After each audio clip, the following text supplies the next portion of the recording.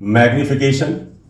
इसमें दो magnification basically पढ़ते हैं। पहला है लीनियर या लैटरल या ट्रांसवर्स मैग्निफिकेशन, यही ज्यादा पॉपुलर है, स्मॉल एम से लिखते हैं। दूसरा एरियल मैग्निफिकेशन होता है, इसे सुपरफिशियल भी कहते हैं मैग्निफिकेशन। करेक्ट।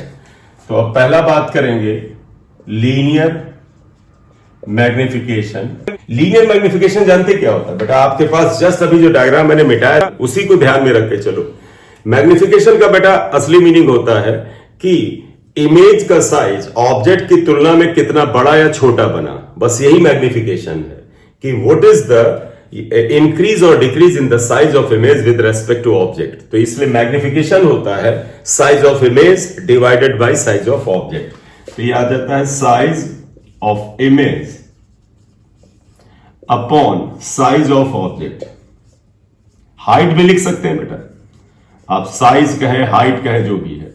अक्सर डायग्राम में जैसे अभी हमने जब जस्ट पीछे डायग्राम बनाया था उसमें साइज ऑफ ऑब्जेक्ट को हम ओ डैश कह सकते हैं, इमेज के साइज को आई डैश कह सकते हैं, लेकिन सिंप्लिसिटी के लिए हम साइज ऑफ इमेज को आई से लिख देते हैं। आई का मतलब हुआ लेंथ ऑफ इमेज और साइज ऑफ ऑब्जेक्ट को ओ से लिख देते हैं, तो थोड़ा सा आसानी रहती है।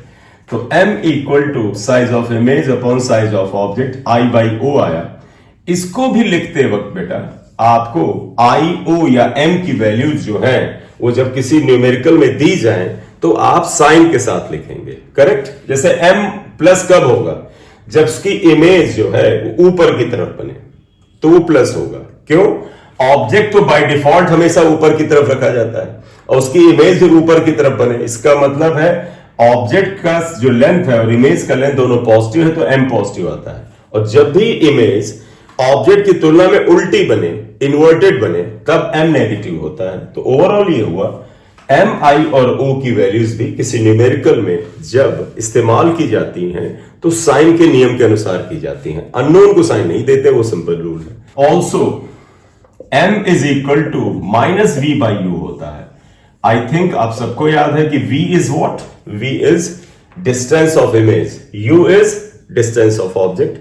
अगेन इसमें भी v, u या m की वैल्यू साइन के साथ रखी जाएंगी। करेक्ट। अगर इसको हम कनेक्ट कर लें तो m equal to I by O is equal to minus V by U होता है। बस याद रखना है इसे, क्योंकि हमें जब जरूरत होगी तो अप्लाई करेंगे। बोले क्लियर? Yes, अब एक काम और करते हैं। तुम कहोगे सर यहां m की वैल्यू आपने इमेज और ऑब्जेक्ट की हाइट के फॉर्म में बता दिया, ऑब्जेक्ट इमेज और ऑब्जेक्ट की डिस्टेंस के फॉर्म में बता दिया, लेकिन जिस मिरर में ये अप्लाई किया जा रहा होगा उसकी अपनी कोई फोकल लेंथ भी होती है। तो मन में आएगा कि क्या हम m को f में लिख सकते हैं? तो अगला हमारा स्टेप बेटा यही है। तो m in terms of f is focal length. इसे हम डेराइव ही कर लेते हैं, क्योंकि देखो मेरा ये मानना है कि आमतौर पर बड़े अच्छे से याद नहीं होता है। जब आप लगाने जाते हैं तो आपको लगता है हाँ मुझे याद है, लेकिन फिर भी आपको लगता है कहीं माइनस प्लस का गड़बड़ ना हो, तो साइड में दो लाइन में निकाल लेना ही अच्छा है। देखो अगर आप f के टर्म में m को लाना चाहते हैं तो आप ऐसा करो, मिरर फार्मूला लगाओ। By mirror formula 1 upon v plus 1 upon u is equal to 1 upon f होता है। बेटा देखो f और u में अगर रिलेशन लाना चाहते हैं, क्योंकि f अकेला तो आएगा नहीं, f के साथ u या v भी आएगा। f और u में रिलेशन लाना चाहते हैं तो इस इक्वेशन को u से मल्टीप्लाई करो दोनों तरफ। मल्टीप्लाइंग, जैसे तुम न्यूमेरिकल कर रहे हो, तुम्हें लगे कि सर u और f वाली इक्वेशन इस्तेमाल करनी है तो u से मल्टीप्लाई करो बाय u। करें तो देखो बेटा आएगा u by v plus 1 is equal to u by f। u से यहां मल्टीप्लाई करो, u से यहां करो तो ये कैंसिल होके 1 आ जाएगा। अब तुम ये चीज ध्यान रखना हमने कि m is equal to minus V by U होता है, ये चीज हमें लानी पड़ेगी। देखो यहां से हमें इसकी मदद से f की एंट्री तो हो गई है, लेकिन इसकी मदद से m की एंट्री करानी है। तो हमने ये किया था, यहां पर फिलहाल u बाई वी ही लिख दो, u अपॉन f माइनस 1 आएगा। थोड़ा इससे सिंप्लीफाई कर दो, u minus f upon f आ जाएगा। ये u बाई वी है, तो अगर v बाई u करोगे तो f upon u minus F आएगा। बेटा मैंने इसका रेसिप्रोकल कर दिया तो इसका भी रेसिप्रोकल कर दिया। माइनस लाना है तो minus V by U equal to, जब बेटा यहां माइनस लाएंगे तो ये ऑर्डर बदल जाएगा, तो यहां पर क्या हो जाएगा f upon F minus U, और minus U by F is m, तो therefore m equal to f upon F minus U. देखो करेक्ट है ये? Yes sir. ठीक। By mirror formula 1 upon V plus 1 upon U equal to 1 upon F. बताओ बेटा अगर v को लाना है तो हमने क्या कहा था, v से मल्टीप्लाई करो, तो v से अगर मल्टीप्लाई करें, मल्टीप्लाइंग बाय v, अगर v से मल्टीप्लाई करेंगे, देखो यहां v से मल्टीप्लाई करें तो v कैंसिल हो गया, 1 आया, प्लस v बाई यू आया is equal to v by F आता है।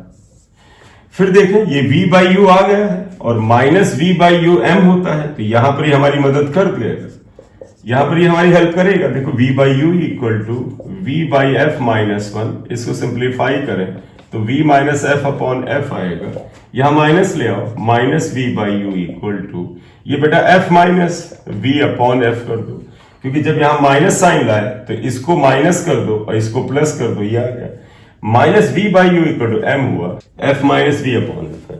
ये फार्मूला f और v के टर्म में m का आया। हमने अभी लीनियर मैग्निफिकेशन पढ़ा था, m होता that is actually size of image upon size of object होता है। अब पढ़ना चाहते हैं एरियल मैग्निफिकेशन, सुपरफिशियल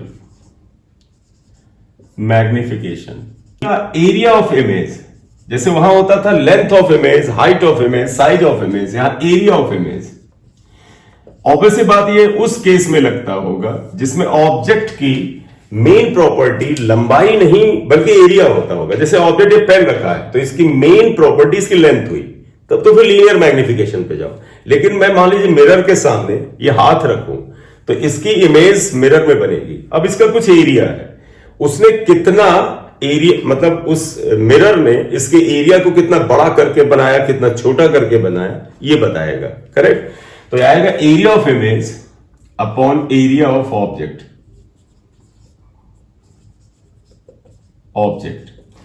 तो इसका मतलब है aerial magnification is area of image upon area of object. AI is area of image, AO is area of object.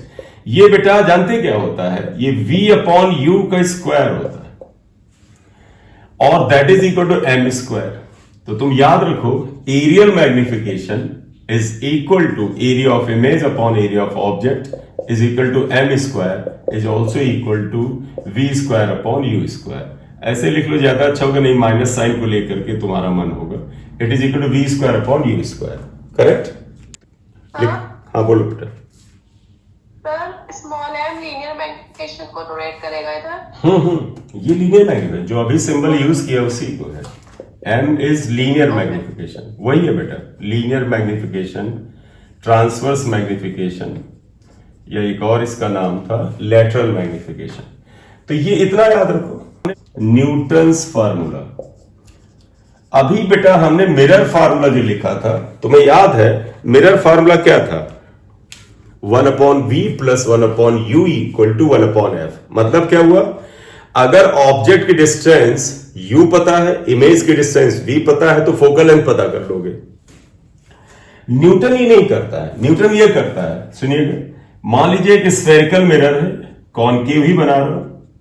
अभी मुझे याद दिलाइएगा, कॉन्वेक्स में भी साइन रूल बता दूंगा थोड़ा। कॉनकेव बना रहा हूं, देखो इस कॉनकेव मिरर में ये पोल है, ये फोकस मान ले, ये सेंटर ऑफ कर्वेचर हुआ, फोकस की दुगनी दूरी पर होता है, ये ऑब्जेक्ट हो गया। ये डिस्टेंस u थी, ये डिस्टेंस f के बराबर थी, और इसकी इमेज मान ले यहां बन रही थी। सपोज ये मैं इमेज परफेक्ट नहीं बना रहा हूं, मान ले यहां बन रही थी, तो ये डिस्टेंस v के बराबर थी।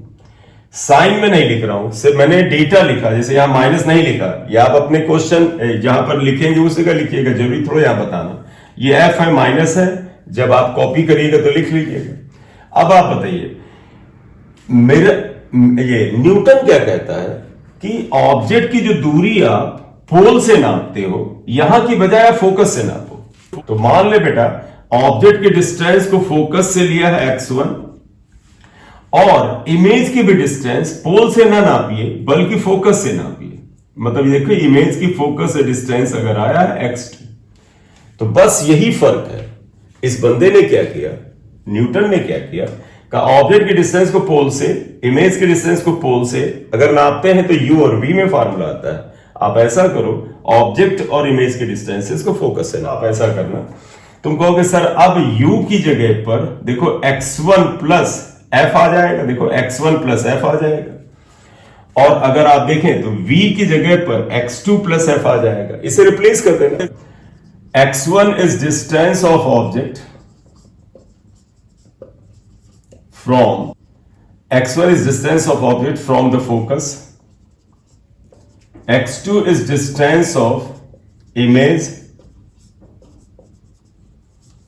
from the focus, फोकस से बेटा डिस्टेंस x2 ले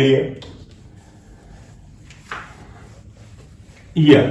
देन जरा आप बताइएगा, मैं लिख रहा हूं आपत्ति उत्तर बताइएगा। देन v इक्वल टू, अगर सॉरी पहले u लिख लेते हैं। देखो u इक्वल टू क्या आएगा, देखो u ये जो डिस्टेंस है ये आ जाएगा x1 प्लस ये बेटा दूरी f, x1 प्लस f, लेकिन माइनस साइन के साथ लिखा जाएगा क्योंकि ये डिस्टेंस जो है वो लेफ्ट में। और v इक्वल टू कितने के बराबर है बेटे, देखिए ये v है, v इक्वल टू आएगा x2 plus f, x2 plus f, निश्चित रूप से माइनस में है। देयरफॉर मिरर फार्मूले में लिखें 1 upon v plus 1 upon u, और यहां पर वैल्यूज रखिए।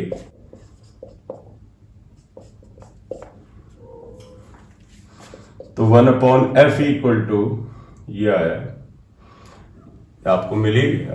तो आप पूरा करना चाहें तो x2 plus f, x1 plus f, आप अगर एलसीएम ले लेते हैं यहां पर, तो ऐसा करो, ये माइनस यहां रख लो, ये मान, मैंने सिर्फ इसको एलसीएम लिया, तो यहां पर क्या आ जाएगा, माइनस x1 माइनस f, और यहां पर क्या, तो माइनस x2 और माइनस f आया। देखो यही आ रहा है ना।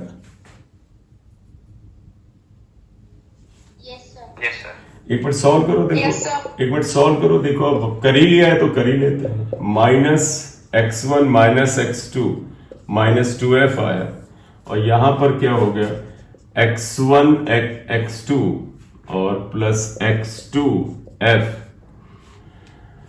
यहां f2 लिख दिया था, गलत है। देखो x2f plus fx1 plus f square, ये आया। आप बेटा इसे सॉल्व करो जरा, और ये मैं डायग्राम हटा रहा हूं यहां से, हमें f निकालना है। अभी तो 1 अपॉन f आएगा, लेकिन f निकालना है।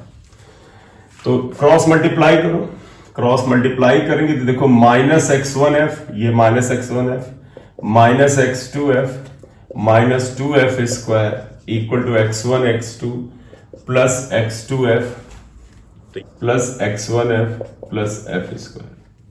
f को हमने देखो u और v को हमने इससे लिखा, लेकिन f को मैंने माइनस से नहीं लिखा, फोकल लेंथ इसकी माइनस में होती, माइनस लिखिएगा। ये माइनस करोगे तो प्लस प्लस प्लस हो जाएगा।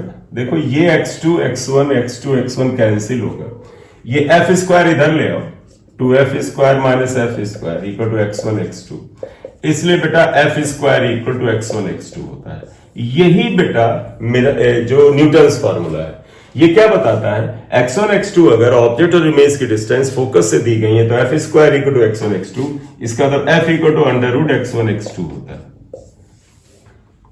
करेक्ट।